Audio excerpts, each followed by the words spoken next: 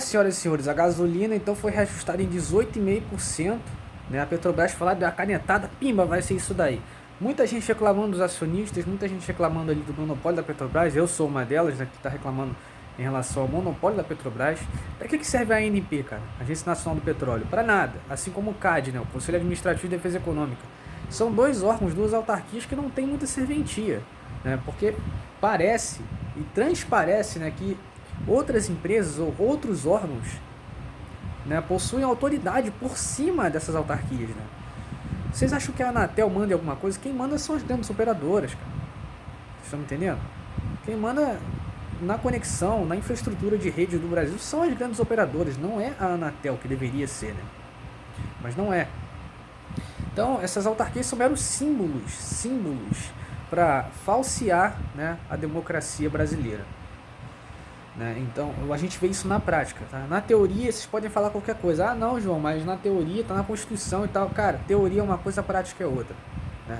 Vamos analisar de forma crítica as coisas. Então, a Petrobras estava mantendo ali uma defasagem de quase 30%, se não me engano, 27%, em relação ao preço internacional em dólar, né? Então, há pouco mais de 50 dias, né, o preço ele não era reajustado, isso é bom, né, para não puxar a inflação para cima. Só que aí entra aquela jogada, será que o governo ele vai ser populista ou será que ele vai ser realista? Né? Porque se no mundo inteiro o preço do barril do petróleo está subindo, por que a gente não vai repassar o aumento? Né? Não repassar o aumento seria como se fosse um congelamento de preços. Só que a Petrobras segurou, mesmo assim ela segurou, né, por mais de 50 dias, e veio reajustar no dia de ontem, ou melhor, hoje, né, que é sexta-feira.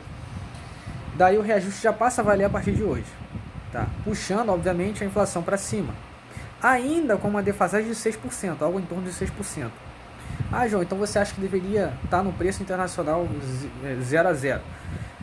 Olha, sinceramente, é o que deveria, né? De forma saudável, o mercado ele funciona assim, né? De forma saudável.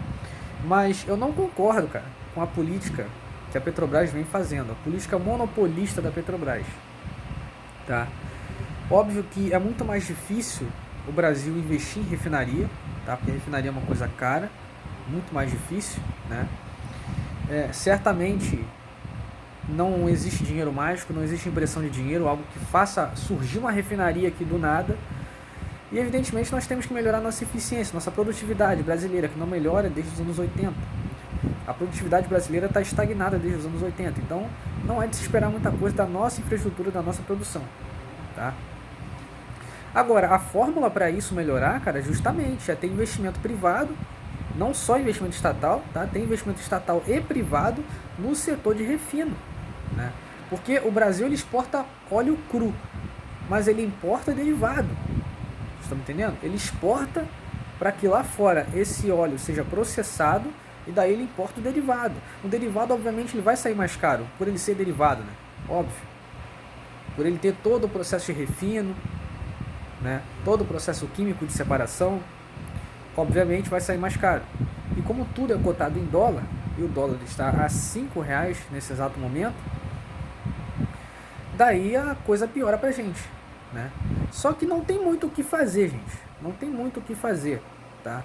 Não adianta a gente pensar em soluções mágicas, tá? A Câmara, o Senado já estavam se movimentando aí a respeito disso, criar um fundo de estabilização. Eu acho legal, acho uma ideia boa. Já fiz um vídeo sobre isso aqui no canal, tá? Criar também uma taxa em relação à exportação de óleo cru, também acho interessante, mas aí tem um problema, né? Tem um problema. Se a gente cria esse embargo no óleo cru, quem vai refinar pra gente, né? Vocês estão me entendendo? Então, não tem muito sentido, né? Não tem muito sentido aí nesse ponto. Inclusive, reitero, né? Reitero e retifico aqui a minha opinião, tá? Não acho mais que isso seria uma boa ideia. Porque o Brasil não tem capacidade para isso, capacidade de refino para isso.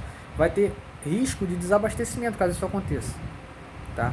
Então o problema, o buraco é muito mais embaixo. Não é aquela galerinha que fica aí, ah, mas é para beneficiar acionista, para beneficiar não sei o que. De fato, a Petrobras, para abater dívidas de governos anteriores, você sabe muito bem disso, e até do próprio governo atual, que o Bolsonaro, às vezes, quando ele fala alguma coisa em relação à empresa, ou ele tenta interferir no preço, o valor de mercado da empresa cai, e aí isso gera mais dívida.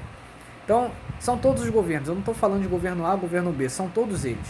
Geriram muito mal a empresa, muito mal. Tá? Empresa que está na mão do governo sofre. Não importa o governo, não importa o governo, está na mão do governo, vai sofrer em algum momento. O governo vai querer dar uma de sabichão, vai querer interferir, e aí acontece esse tipo de coisa. Perda de valor de mercado, perda no valor das ações, e isso causa dívida no caixa da empresa. Daí, para recuperar isso, é assim mesmo que tem que fazer, né? Vender ativo, né? É assim mesmo que tem que fazer. Ou vai pagar como? Com o lucro líquido da empresa. E o pessoal? E o fluxo de caixa? Como é que vai pagar o pessoal lá? Entendeu? A conta não fecha. Então, de fato, a única forma mesmo é vender no ativo, que é o que a Petrobras está fazendo. Obviamente, não é uma boa saída para uma empresa saudável, né? Mas é o que sobrou, né, cara? Não tem muito o que fazer, não existe ideia mirabolante, tá? Não tem ideia mirabolante. Nós temos que ser totalmente diretos, direto ao ponto, tá? Então, abrindo também esse setor, né, para que novas empresas possam concorrer com a Petrobras e que a Petrobras não tenha aquela força de monopsônio que ela tem. O que é um monopsônio? É um monopólio de fato, um monopólio na prática. Pode não ser no papel, mas na prática ainda é.